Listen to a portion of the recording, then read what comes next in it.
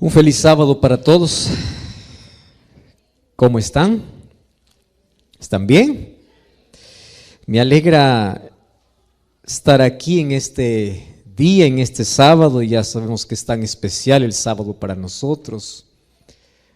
Es un día que Dios separó desde la creación de este mundo para un encuentro con el ser humano. Y cada vez que nos encontramos con nuestro Creador, nuestra vida se fortalece. Yo quiero dedicar unos segundos para hablar de la importancia de este día. El sábado nos recuerda quién es nuestro Creador. Y yo creo que todo aquel que cree en un Dios que hizo todas las cosas, tiene que observar el sábado, porque el sábado es un monumento que te recuerda cuál es tu origen. Una persona que sabe cuál es su origen, sabe quién es, sabe a quién pertenece. Y una persona que conoce su origen, también conoce el propósito de la vida. Una vida sin propósito es una vida sin sentido, es una vida vacía. Una vida sin sueños, sin visión, sin planes, sin nada. Y una vida con propósito hace que tú puedas conducirte de manera diferente. Ahora, a esa vida que tiene origen y tiene propósito, es porque es una vida que también tiene destino. Hay tantos en esta vida que no saben qué rumbo han tomado o a dónde les dirige el camino que han tomado, porque no tienen claro cuál es el destino que tienen para su vida. La vida no se basa en un conjunto de horas, de un conjunto de minutos que hay que gastarlo, desperdiciarlo, o hay que vivirlo, disfrutarlo. No, la vida tiene un propósito en la vida. Y una de las cosas que yo siempre menciono a las personas es: la vida es tan corta, pero es suficiente como para poder amar, para poder servir y para poder decidir por la eternidad. Suficiente. Y esta mañana yo estoy aquí agradecido a Dios en este sábado, que es el último de nuestra campaña. Agradecido allí por el cariño de todos ustedes, agradecido por la organización. Allí tenemos una amistad muy linda con Will, con Mari.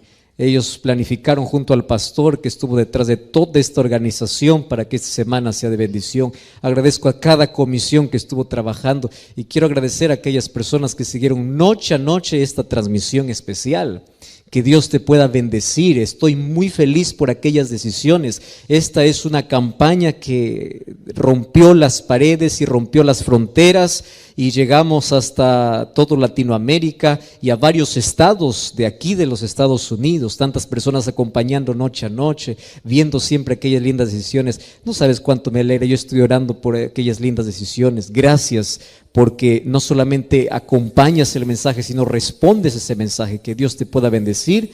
Y como siempre yo te invito a continuar estudiando la Biblia, solicitar un curso bíblico si lo deseas. Yo aquí coloco una página que es estudielabiblia.com, o visita una iglesia adventista el séptimo día y vamos juntos aprendiendo, conociendo el plan que Dios tiene para tu vida. Mi abrazo y mi gratitud también para ti que estás noche a noche, día a día viendo esta programación. Sé que el Espíritu Santo ha trabajado de manera extraordinaria.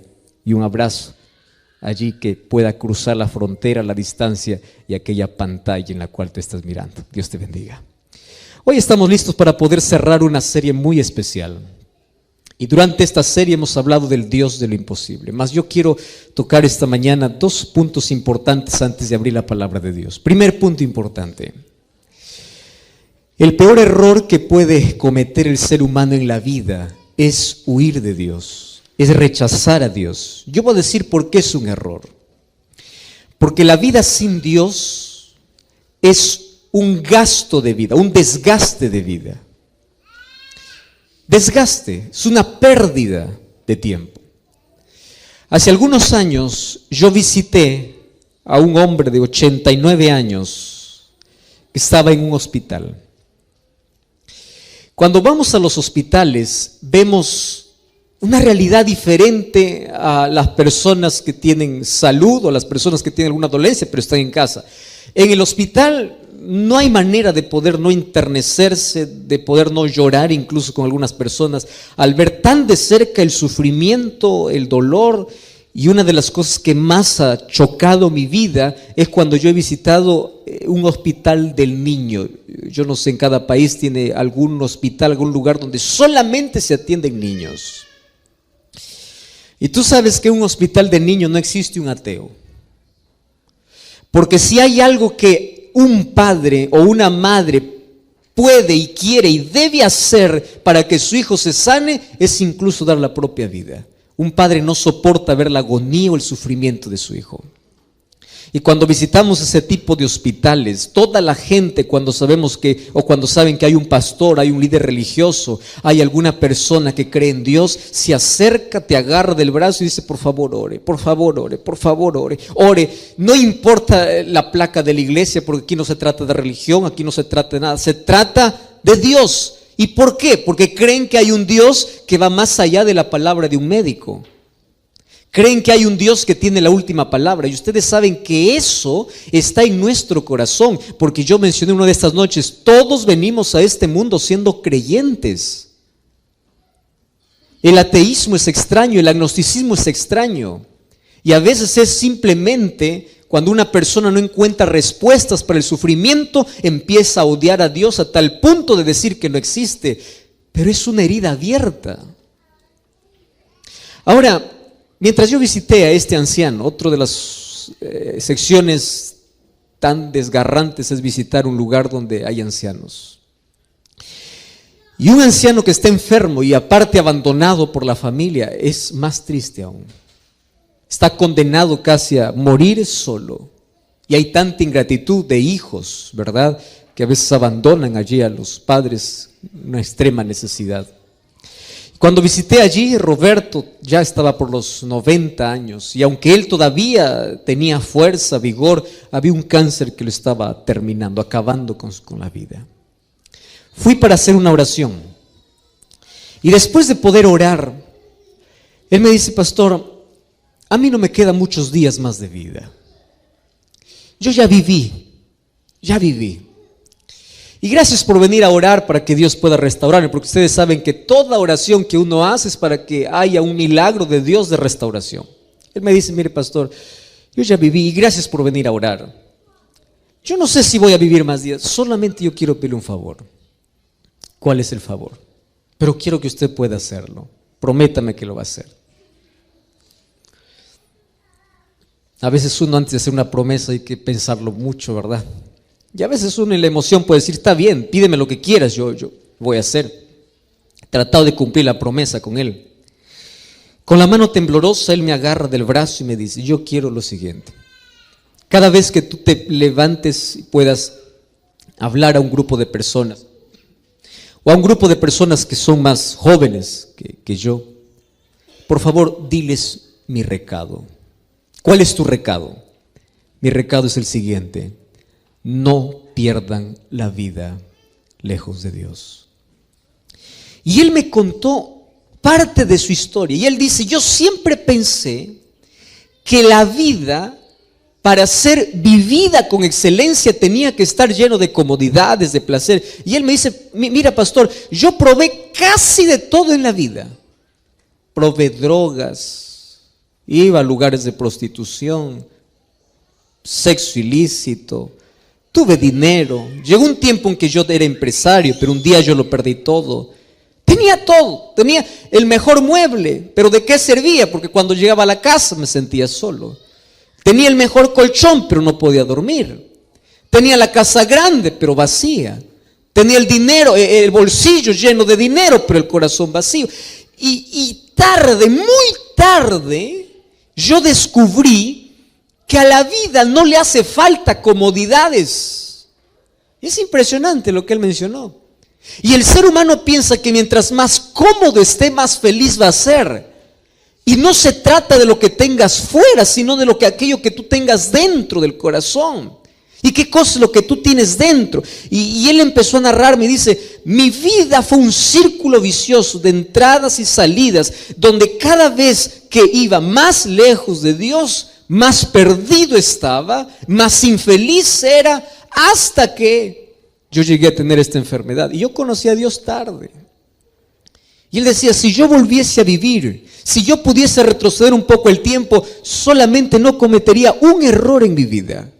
Y el único error que yo creo que cometí en mi vida, aparte de aquellos que yo ya te mencioné, yo creo que el error más grande fue perder mi vida lejos de Dios. Y él me mostró, yo era más joven todavía, me mostró dos cosas que la gente que no se entrega a Jesús a temprana edad, descubre y por eso piensa que está bien. Dice así: la vida sin Dios, me dijo así, quiero que lo sepas, es una vida de autoengaño.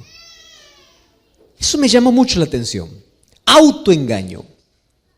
¿Qué cosa es un autoengaño? Tú crees que estás bien, dices que estás bien, pero te engañas porque tú sabes o quieres creer que estás bien, pero tú sabes que no está bien. Es una vida de mentira, una vida superficial, autoengaño. Y hay tanta gente autoengañada en el mundo. Gente que cree que está bien, cree que todo está bien, mas en el fondo sabe que no le está. Y allí yo me recordé de uno de los mayores sabios que existió en la historia de este mundo, Salomón. Él pidió sabiduría a Dios y Dios le dio sabiduría. ¿Y saben qué cosa dice Salomón cuando llega al extremo de la vida, a la parte final de su vida? Él escribe el libro de Eclesiastés. Y Eclesiastés, los 12 capítulos que tiene el libro, habla de un solo tema. Y es el tema que más se repite en todos los capítulos. Y dice así, y comienza diciendo el predicador, dice Eclesiastés 1. Vanidad de vanidades, dijo el predicador, todo es vanidad. Y esa idea, él lo va desarrollando a lo largo de todos los capítulos. Hasta que llega al capítulo 12, y cuando cierra el capítulo 12, ¿sabes qué cosa dice Salomón? Dice así: acuérdate de tu Creador cuando eres joven. En otras palabras está diciendo, no pierdas tu vida sin Dios, porque todo lo que el mundo te ofrece es vanidad. Ahora, fíjate, ¿sabes quién lo está diciendo? El hombre más rico de la historia. No existió un hombre más rico que Salomón. No existió un hombre que probó todos los placeres de esta vida como Salomón. 700 mujeres, 300 concubinas. Rey, poderoso, guerrero. Se rodeó de todo lo que este mundo puede ofrecer. Ahora, no te está diciendo a alguien que vivió en la pobreza, a alguien que bueno, dice pues ya, yo me contento con la vida. No, alguien que probó todo en la vida, viene y te dice, todo es vanidad. No llena, no tiene sentido. ¿Y sabes cómo se traduce la palabra vanidad en la Biblia? Como vapor. Y es algo que todos nosotros conocemos. ¿Qué cosa es vapor? Tú estás haciendo hervir una olla, ¿verdad? Cuando hierve la olla, tú destapas, tú sacas la tapa de la olla. ¿Qué cosa sale? Un vapor. ¿Y qué cosa es vapor? Tú intentas agarrar el vapor y dices, voy a agarrar el vapor. Te vas, sostienes el vapor y dices, agarré vapor. Abre la mano, no hay nada. Así es la vida sin Dios. Tú dices, esto es felicidad, soy feliz. Termina aquello que crees que te hace feliz y es nada. Es vacío.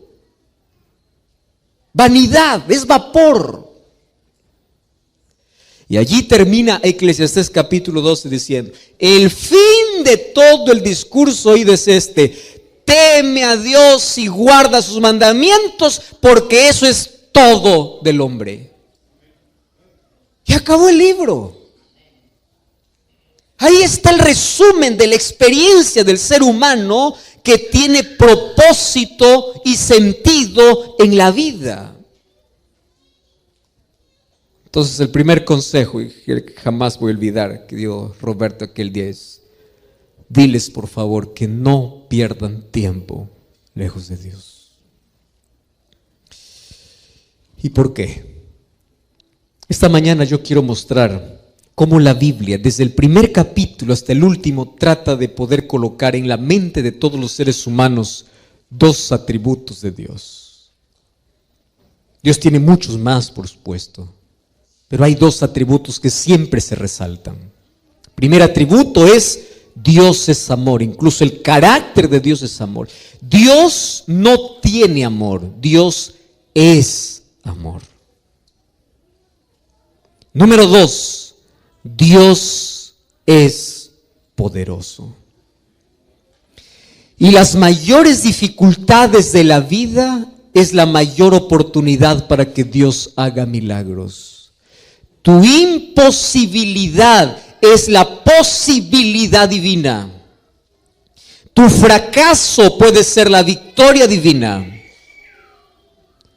Dios es amor y Dios es poder. Y el error humano es desafiar su poder y rechazar su amor. Grave error. Y esta mañana yo quiero abrir la palabra de Dios en el primer libro de la Biblia, libro de Génesis, capítulo 17. Vamos a Génesis, capítulo 18. Génesis 18, versículo 14. Y aquí la Biblia presenta una pregunta que todos vamos a responder esta mañana. Génesis capítulo 18, versículo 14. Vamos a leer todos juntos. Me encanta cuando todos podemos leer la palabra de Dios. Génesis 18, 14. Dice así la Biblia. Ustedes pueden leer, yo no sé cuál es la versión que ustedes tienen. Vamos a leer 2 y 3. ¿Qué cosa dice? ¿Hay alguna cosa difícil para Dios? Es lo que dice su Biblia también. ¿Sí? Vamos ahí. ¿Hay alguna cosa? ¿Acaso hay alguna cosa imposible o difícil para Dios? Y de allí viene la respuesta. De aquí a 1 año, en este mismo tiempo, yo volveré a ti y Sara tendrá un hijo. ¿En qué circunstancias se sale esta pregunta? Un día cuando el ángel de Jehová vino para hablar con Abraham y le dice: mira, Abraham, tú vas a tener un hijo. Y Sara estaba riéndose, ¿verdad? Dice: ¿cómo yo voy a tener un hijo? Un hijo se puede esperar cuando una mujer está joven, ¿verdad? O todavía está dentro de ese proceso, de ese tiempo donde puede el óvulo ser fecundado por el espermatozoide para poder crear la vida. Y ella dice: yo ya ni siquiera tengo el periodo de las mujeres. Yo ya estoy a los 90 años, mi esposo tiene 100 años. ¿Cómo es posible? Eso es ilógico. Eso es imposible. Y allí viene la pregunta que hace Dios. Dice: ¿hay alguna cosa imposible para Dios? ¿Y cuál es la respuesta? ¿Sí o no? ¿Por qué no? Porque la respuesta más inmediata es porque Dios es poder. Y el poder de Dios funciona en contra de nuestra lógica. ¿Saben cuándo entramos en problemas los seres humanos? Cuando nos creemos que somos más sabios que Dios. Creemos que nosotros tenemos la razón y no Dios. Miren cómo es el ser humano de curioso. Va a la Biblia y en la Biblia dice: tienes que comer esto, esto y esto. El ser humano cierra la Biblia y dice: no, yo puedo comer lo que quiera. ¿Por qué? Bueno, porque es verdad, la Biblia dice, pero es anticuado, es para el judío. ¿Qué tiene que ver eso? Es salud, eso es principio de salud. Pero el ser humano va y dice: no, yo voy a comer incluso aquello que la Biblia no quiere. ¿Por qué? Porque creo que yo tengo la razón. Es más, hay gente que discute con Dios.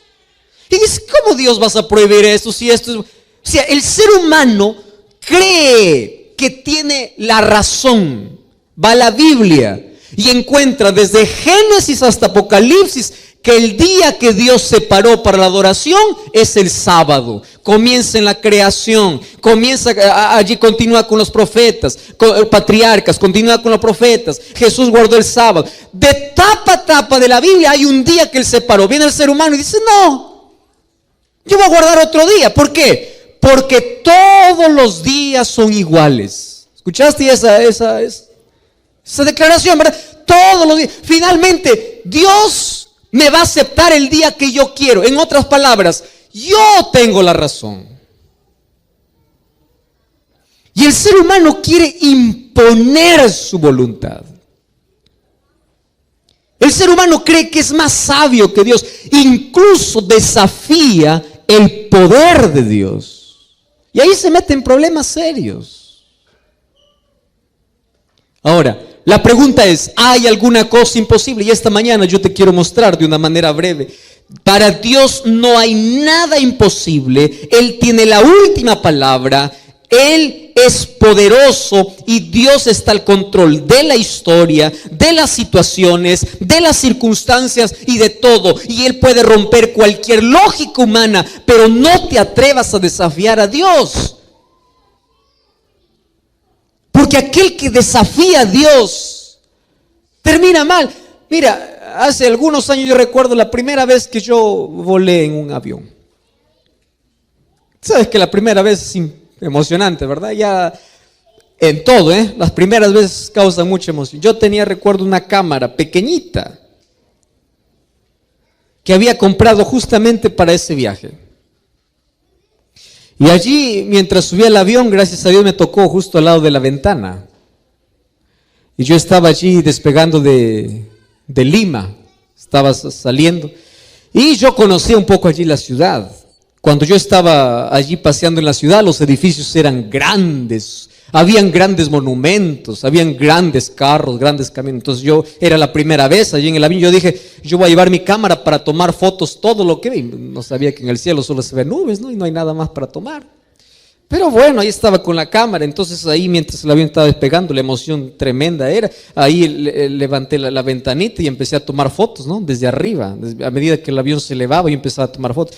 Y yo conocía esos lugares y veía que aquellos edificios enormes cada vez se hacían más chiquitos, más chiquitos, más chiquitos, más chiquitos. Aquellos carros grandes parecían juguetes. Y después yo hacía zoom, zoom, zoom y no encontraba ningún ser humano. Aquellos tremendos monumentos eran pequeños. Y el ser humano, que ya es pequeño, por más que le ponga zoom solamente a cierta distancia, ya no lo ves más. Ahora, mientras el ser humano está aquí en la tierra, se cree el todopoderoso, aquel que desafía, aquel que rechaza. Yo digo, Señor, tanto amor tienes. Qué difícil es para ti desde el cielo cuando alguien te niega, alguien reniega, alguien hace en contra de ti. Mirar al ser humano y hacer, se acabó. Se acabó. Él es poder, pero es amor. Y en su amor usa su poder para intentar convencer a ese ser humano insignificante que tanto lo ama. Pero mientras estás aquí, levantas el pecho, te crees rico, poderoso, te crees. Sube a un avión y vas a ver qué tamaño eres. Y así desafiamos su poder. Así desafiamos su amor. Ahora, si Dios es amor y poder, Dios tiene el control de todo. Fíjate una cosa, Dios tiene el control absoluto de la naturaleza. La naturaleza le obedece. ¿Te acuerdas tú aquella historia? Un día, el pueblo de Israel estaba avanzando para la tierra prometida. Entonces se enfrentan ante el primer problema grande, frente a un mar. El pueblo enemigo estaba detrás, había montañas a un lado, el mar a otro lado. ¿Qué cosa podía hacer el ser humano? Estaba perdido, estaba condenado a morir. Allí los israelitas empezaron a llorar y Dios habla a Moisés y dice, ¿pero qué te olvidaste cómo salieron? Y fíjate una cosa, levanta la vara, le dice Dios a Moisés. Y cuando levanta la vara, el mar se abre. ¿Qué cosa es eso? Poder. ¿Cómo es posible que el mar se pueda abrir? Intenta abrir el mar. Pero Dios tiene el control absoluto de la naturaleza. Cuando Jesús vino a esta tierra, un día los discípulos estaban allí en alta mar. Y mientras estaban navegando, dice que se levantó una tormenta. Y en medio de la tormenta ellos pensaban que iban a morir. Y cuando estaban a punto de morir, Apareció alguien caminando sobre las aguas y gritaron diciendo: es un fantasma, es un fantasma, es un fantasma. Y él le dice: no teman, yo soy. Solo que cuando nosotros entramos en miedo, todo nos asusta, ¿verdad? Tú ya viste una persona que tiene miedo, todo lo hace grande. Una persona que tiene miedo a las ratas, un pericote parece un león. ¿Verdad? El miedo. Y el miedo nos hace perder de vista que Dios está con nosotros diciéndonos: no temas, aun cuando las olas suban, aun cuando crees que está perdido, yo estoy y yo tengo el control. Llegó Jesús, Pedro salió, intentó caminar sobre las aguas, la tormenta acabó. Otro día Jesús estaba con los discípulos, solo que él estaba durmiendo, dice, al pie del barco.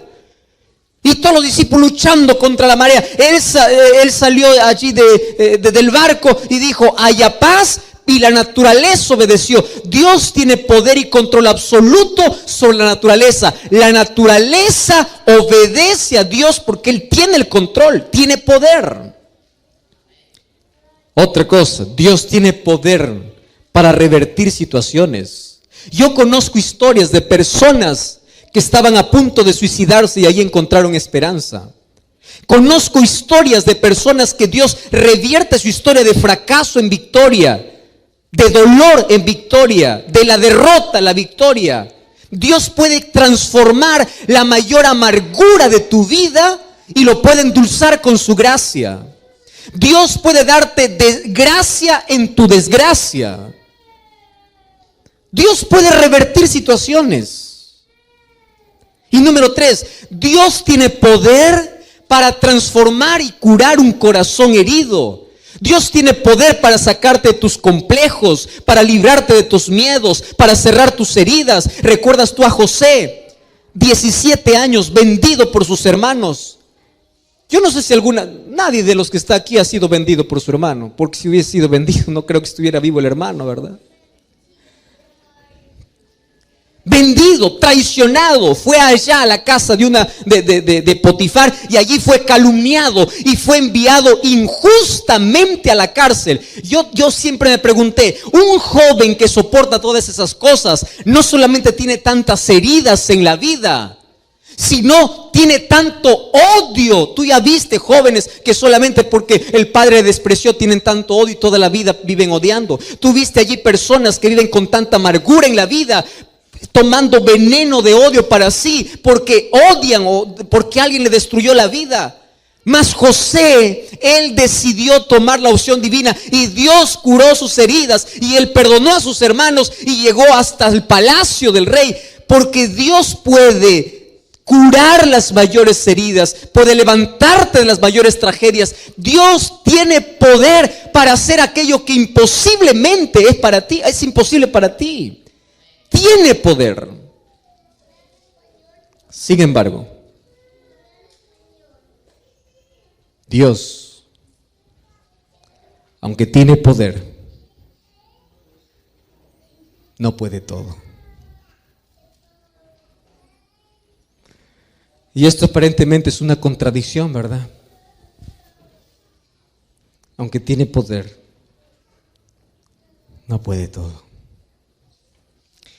Cuando yo abro la Biblia, encuentro en Jeremías 31, 3, y dice así: con amor eterno te he amado. Dios no puede dejar de amarte por más ingrato e indiferente que seas. Y cuando yo voy al libro de Oseas capítulo 11, encuentro uno de los textos que toca tanto mi vida.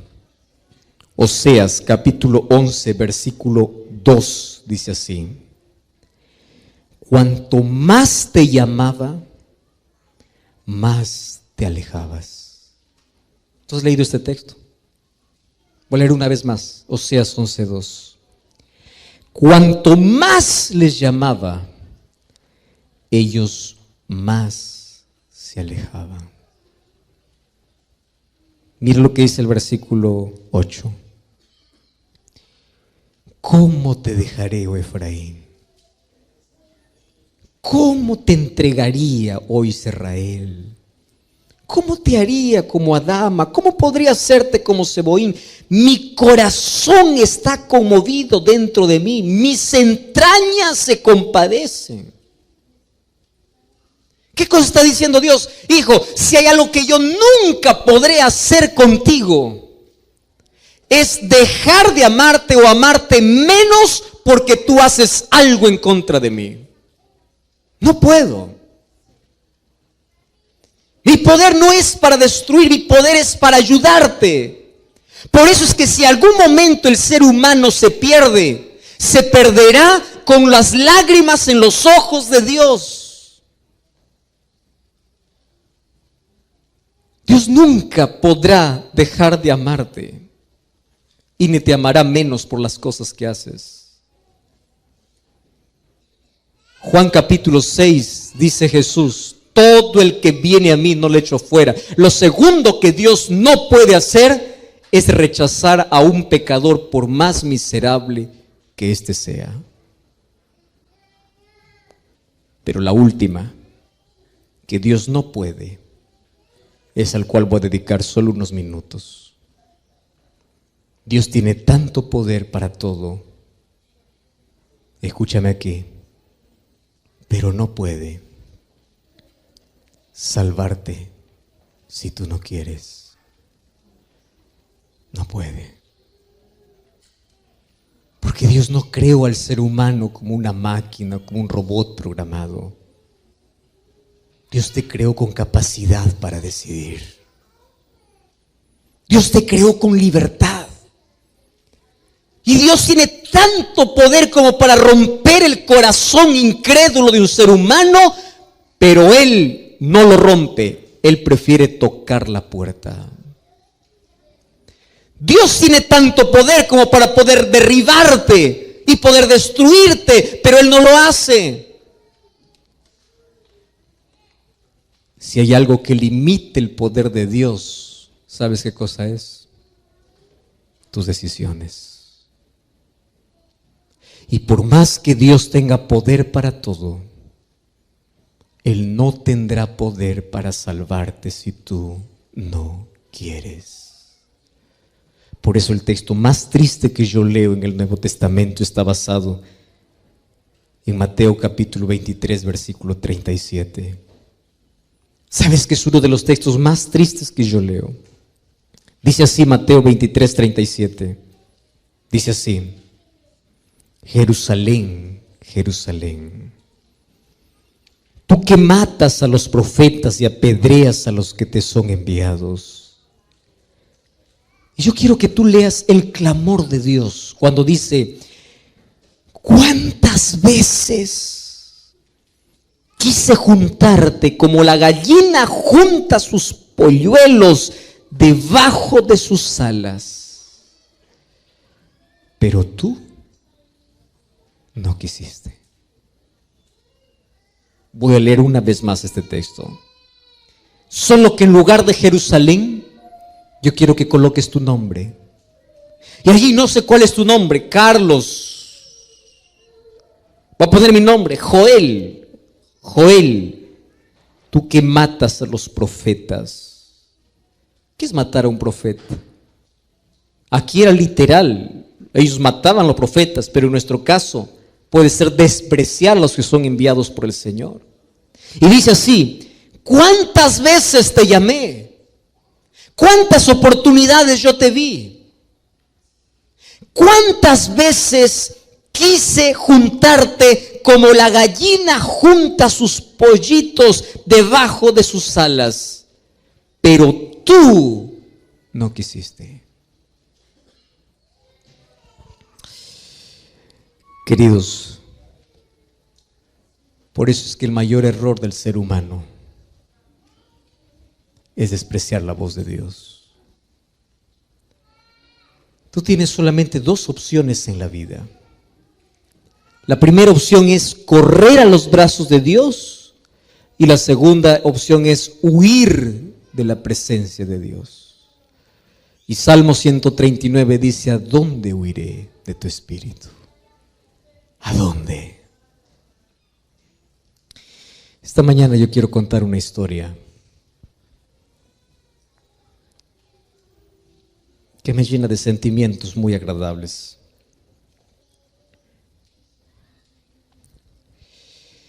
Yo conozco una persona que hace algunos años atrás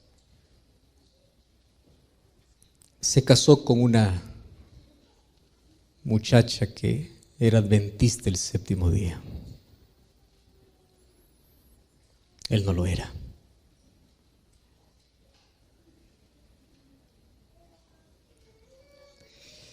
Y hay una de las cosas que nosotros sabemos.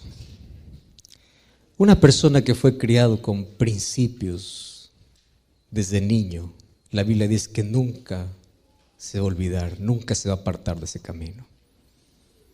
Por más que alguna vez intentes salir, Dios siempre te va a llamar. Y esta muchacha, por los caseros, las cosas de la vida, se alejó de Dios, se alejó de la iglesia. Pero un día ella decidió volver a Jesús y decidió volver a la iglesia. Solo que eso le trajo problemas a ella, porque el esposo no quería saber nada con otra religión. Tú ya conoces una persona que es totalmente resistente cuando alguien le dice, mire, estoy yendo a una iglesia, quiero entrar en vida a Jesús. Y allí comienzan los conflictos y los problemas. Y a pesar de eso, esta muchacha, esta chica, vino para la iglesia. Y los problemas fueron mayores cuando ella decidió bautizarse. Fueron tantos los problemas que en algún momento él desafió y le dijo, o es tu iglesia o soy yo. Imagínate un conflicto familiar solamente por tomar una decisión. Solo que en el transcurso de ese tiempo conoció a otra pareja, una familia.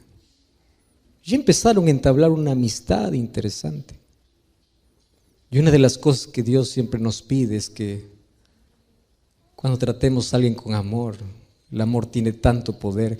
Yo digo a las personas, nunca digas a alguien qué significa seguir a Jesús. Muéstrale con tu vida qué es seguir a Jesús. Nuestras palabras pueden ser olvidadas, pero jamás la manera como tratamos, como amamos. Y a pesar de que había ciertos problemas y discusiones porque la esposa ya decidió volver a la iglesia y fue bautizada, un día esta familia también le invitó para poder almorzar allí en casa. Y entre las conversaciones de ida y vuelta, allí empezaron de pronto a hablar acerca de temas religiosos, temas espirituales.